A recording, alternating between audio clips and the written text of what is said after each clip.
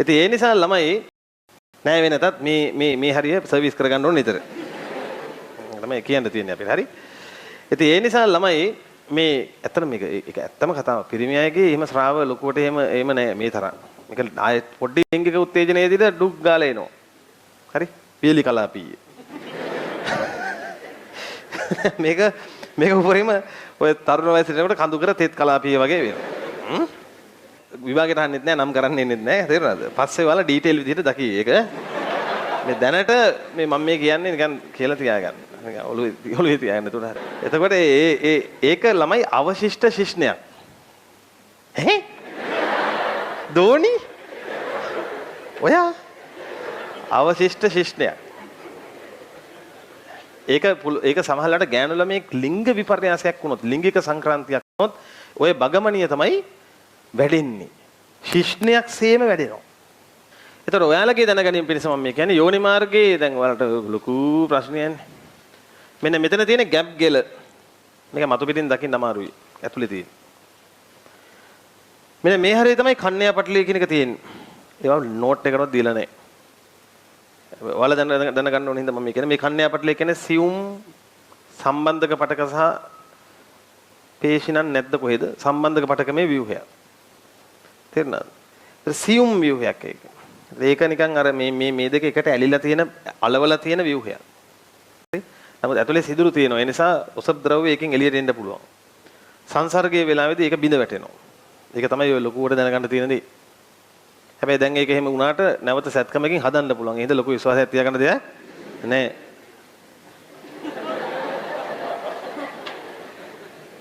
එතකොට සැත්කමෙන් හදන්න පුළුවන්. ඒක ඒ වගේ. ඒතකොට සමහර ගෑනු ළමයිගේ උපතේදීම මේක ලොකුවට පිටින්නේ නැහැ. සමහර අයගේ උපතේදී මේක ලොකුවට පිටින්නේ විපතේදී ඒ කියන්නේ මොකද්ද?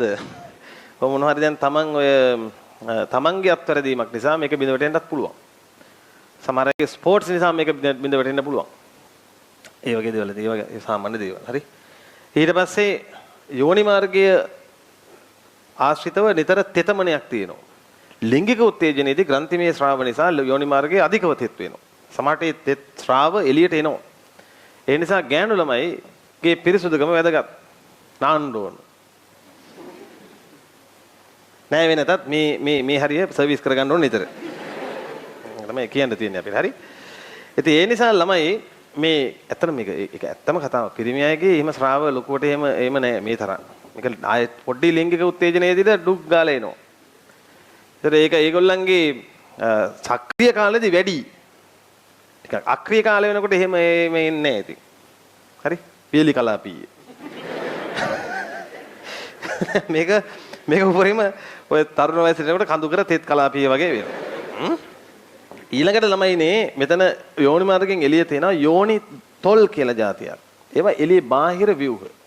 යෝනි තොල් දෙකක් තියෙනවා. විශාල යෝනි තොල් සහ කුඩා යෝනි තොල්.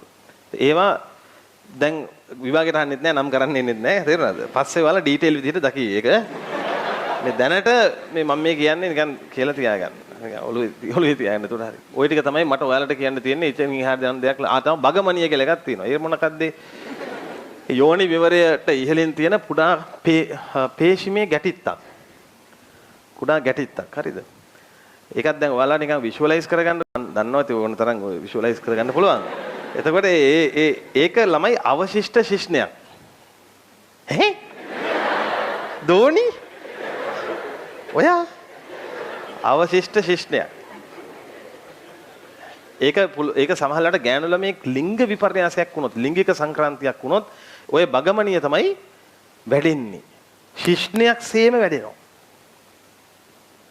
ඔව් එහෙම තියෙනවා. එතකොට මේ බගමනිය කියන එක අධිකව ස්නායු ආවේග සහිත මේ කියන්නේ ස්නායු අන්ත සහිතයි. ගෑනු ළමයෙක්ගේ ලිංගික උත්තේජනයට ප්‍රබලව බලපාන තැනක්. යෝනි මාර්ගය ඒකත් ස්නායු අන්ත වලින් සෑහෙන සමන්විතයි. වල hina වෙන්න එපා මාත්මේ අමාරුවෙන් hina වහගෙන කතා කරන්නේ. තේරෙනව නේද? ඒවටින් දැනගන්න ඕන දේවල් ඇත්තකම තමයි. රයිට්. now ඔය කරුණු ටික දැනගන්න. හොඳයි මේ මොකද්ද මේ පල්ලෙහා මේ මොකද්ද බයිසිකල් හැන්ඩල් එකක්ද? නෑ මොකද්ද හොඳට බලන්න. එතකොට ග්‍රීවය කියලා එකක් තියෙනවා. මොකද්ද යකෝ ඒක? ග්‍රීවය කියන්නේ ගෙලට කියන සුද්ධ සිංහල වචනේ. දැන් මේකේ මේ ඔයාලට පේන්න ඕන මේ ගර්භාෂයේ එන්ඩෝමෙට්‍රියම පේන විදිහට එක පැත්තක් මෙහෙම කපලා තියෙන්නේ අනික් පැත්ත කපලා නැතුව තියෙන්නේ ඈ. එහෙම තියෙන මේක නේද අර සංකේතාත්මක පින්තූරයක්. ඊළඟට සිවුනිකා නම් කරලා තියෙනවා කොහොම නම් කළාද මන් දන්නේ. ඒව නම් මේගොල්ලෝ මේ මතු පිටින් මේ හරස් දික් කඩක් තියෙන නේද? පේනවද? එක පැත්තක දික් කඩක් අනිත් පැත්තේ මතු පිට පේනම තියෙන. දකුණු පැත්තේ තියෙන දික් කඩ. එහෙම පේන්නේ නැහැ ගර්භාෂයක් හරි. මේ ගර්භාෂයක බිත්තියේ යෝනි මාර්ගයේ තියෙන. ඒකට ඔය සරල රූපයක් අපිට මේක ඇඳගෙන නම් කරගන්න පුළුවන් වෙන්න ඕන. ඩිම්බ කෝෂත් ඔහොමම බලමු. 11 වෙනි පිටුවේ. දැන් මේ පින්තූරේ අඳින්න පුළුවන්ද මිනිහෙකුට? බෑ. මේ පින්තූරේ අඳින්න උත්සාහ ගන්නත් එපා. එහෙම අඳින්නේ නැහැ බයෝල පින්තූර. බයෝල සංකේතාත්මක පින්තූරේ ප්‍රමාණයකට සෑහෙනවා. සමහර අවස්ථවල. දැන් මේ තමයි ඔයාලා අඳින්න ඕන එක විභාගයට. මේක අඳින්න බෑ විභාගයට. නමුත් අපි මේක බලන්න ඕන නම් කරගන්න. බලන්න ජනකපිච්චදේ අඳුන ගන්න. ජනකපිච්ච මේ 11 පිටුවේ 11 පිටුවේ. පිටු අංක 11. ජනකපිච්චදේ අඳුන ගන්න. අඳුනගත්තා. මූලාවස්තික සිවුනික අඳුන ගන්න. දින ගණන් හිතන්න එපා දැන්. ඒවා මම උගන්නන ඒවා හිතන්න නැතුව වැඩේ හිටියන්. ඊළඟට මේ බලන්න මේ ඒගොල්ලන්ගේ රූපේ සිවුනිකාවල එක කුහරයයි හැදෙන්නේ ඒ කුහරෙම තමයි ලොකු වෙන්නේ පේනවද? ඒක වැරදි. ඒක වැරදි. මේ කුටීර කීපයක් හැදෙනවා ඒවා හා වෙලා තමයි තනි කුටීරය හැදෙන්නේ. මේ කතාව වැරදි. ඒත් වැරද්ද වරද විදිහට දැකලා යන් ඈ. ඊට පස්සේ ග්‍රාෆී සිවුනිකාව බලන්න පුතා මේක ග්‍රාෆී සිවුනිකාව කියලා නම් කළා නෑ මෙතන. පරිණත ඩිම්බ සිවුනිකාව සිවුනිකා ද්‍රව්‍ය කියලා තියෙන්නේ. සිවුනිකා ද්‍රව්‍ය තමයි ඒගොල්ලෝ දාලා තියෙන්නේ. අර ඔය මැද තරලයක් තියෙන්නේ. මෙන්න මේකේ තරලයක් තියෙන නිකන් හිස් කුටීරයක් නෙමෙයි. අර සීලෝමය වගේ තේරුණාද? තරලයක්. දැන් මට කියන්න එනම් මේ දැන් අපි මේ ඩිම්බයක් කොච්චර මේ ඩිම්බ කෝෂයක් කොච්චර ලොකුද? මම දවසක් කිව්වා. ඇඟිලි පුරුකක් වගේ. ඩිම්බ කෝෂය අන්වීක්ෂීයද? ඩිම්බ කෝෂ අන්වීක්ෂීයද? නෑ නෑ. මහේක්ෂීයයි මේ හැට පේනවා අල්ලන්න පුළුවන්. ඇඟිලි පුරුකක් වගේ. මේකේ මතු පිටින් මෙහෙම ඔබන්න පුළුවන්. මෙහෙම අල්ලගෙන යනකොට ගැටිත්තක් හම්බ වෙනවා. ඒක තමයි මොන සිවුනිකාවද? ඔව් ආයි ෂුවර් ඇන්ඩ් ෂොට් ඒක තමයි ග්‍රාෆී සිවුනිකාව. ඒක මෙහෙම එබන්න පුළුවන්. මට කියන්න ඔබන්න පුළුවන් වෙන්න හේතුව මේ තියෙන්නේ මොකද්ද? ඝනයක්ද ද්‍රවයක්ද? ද්‍රවයක් වීම. එහෙම එබියක්. එතකොට ඕක තමයි කතාව.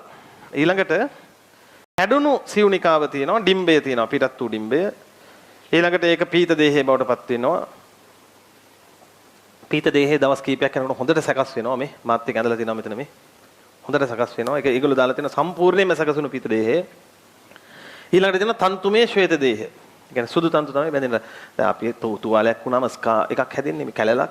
ඒ තියෙන්නේ සුදු තන්තුනේ. ඒක තමයි මෙතනත් වෙන්නේ. වැඩි දෙයක් නෙමෙයි.